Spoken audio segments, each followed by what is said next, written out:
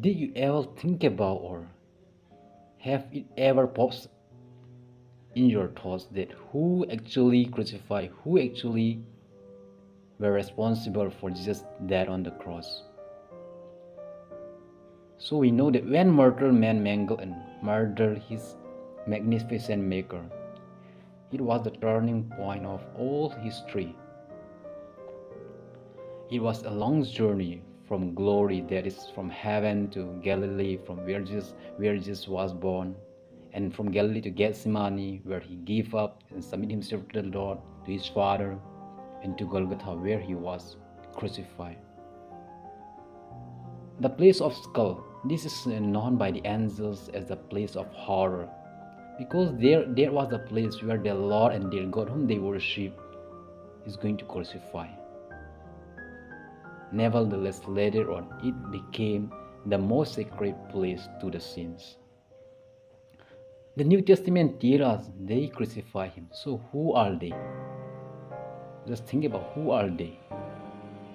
The question is, who is it who actually crucified the Son of God, Jesus Christ? Over the years, many have sought to unjustly blame Christ's death only onto the Jewish people as a whole.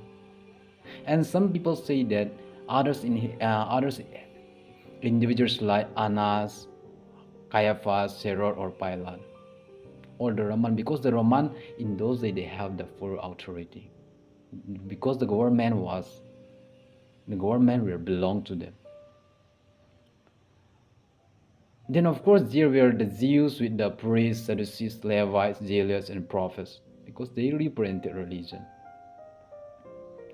And some people confuse not only them, because there were and during those days there were also Parthians, Medes, Greeks, and also Arabians.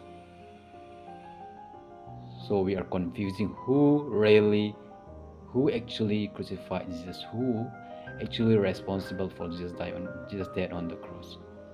The answer may surprise you, because it was God the Father who crucified Jesus on the cross. Our scripture tells us that the Lord laid on him the iniquity of us all. In the Garden of Gethsemane, Jesus said to God the Father, He said, "Not my will, but your will be done." So it is the will of God the Father that Jesus would suffer and die and crucify on the cross and die on the cross. We know that the only God forsaken place in the history of man was the cross, from which Jesus cried out and said, my God, why have you forsaken me?" To add with that, secondly, it was God the Son, Jesus Christ, He Himself was responsible for His death on the cross. For Jesus said in John chapter 10, verse 18, "No one takes it from me, but I lay it down of myself. I have power to lay it down, and I have power to take it again. The command I have received from my Father." So Jesus said He has the power to take it, He has the power to give it. And in that very moment, He could have called more than 12 legions of angels to rescue Him, but He doesn't do so. During those days, one legion was equal to more than 5,000 to 6,000 army soldiers. So Jesus could do, but He did not do. It was His own will to fulfill the scripture and to die as a substitute for sinners. And just remember, Jesus Christ was not a victim, He was just a volunteer. Volunteer for what? He volunteered Himself to die for me and for you because of our sin. And thirdly, we can include Satan. Satan was also responsible for Jesus' death on the cross. From the fall, Satan's intent was to slay Christ at His birth, to tempt Him to sin or be killed, and to have Christ slain. Of course, Jewish leaders were also involved, the high priest and Sanhedrin who plotted for His death, Herod, Pilate who gave Jesus to the Roman soldiers to be crucified, and others representing the Roman empires were a part of the plot and activities that brought about the crucifixion. Besides, we must go back to very beginning, very interesting. to find some who were responsible, the original sinners, Adam and Eve in the Garden of Eden. We know that by eating from the forbidden tree, they had plunged the rest of mankind into sin. By the original sin, Adam and Eve were parties to the crucifixion of Christ. Therefore, all mankind, having fallen and in need of a Savior to bear their sins that they might live, require Christ to die for them. So Adam and Eve and we ourselves were responsible for the death of Christ on the cross. Ultimately, you and I were the actual person who crucified Jesus on the cross. Because of you and me, God the Father gives Jesus Christ that he would be crucified on the cross.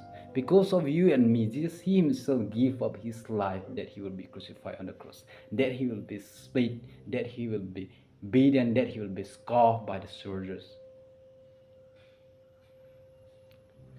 Where are you, dear? So, where are you, dear? Where were you, dear, when they crucified Jesus Christ? On that day, you and I were there. Because it was you and me who is going, who's supposed to be on that cross, on that Good Friday. But because of the love that Jesus has for you and for me, that he don't want you and me to go to hell and to perish and to be condemned. So he came on this earth. And our sins and your sins, our sins has crucified him on the cross. For the scripture says, but he was wounded for transgression, he was bruised for our iniquities. The chastisement for our peace was upon him, and by his stripes we are healed. Isaiah chapter 53 verse 5 and 6.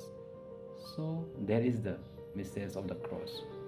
Who actually crucified Jesus on the cross? So all these things happen because God loves you and God loves me. And we know that Jesus Christ will come back again one day, and that he will take you and me so that we can be with him forever. So it's time for you and for me to prepare to meet our Lord Jesus Christ.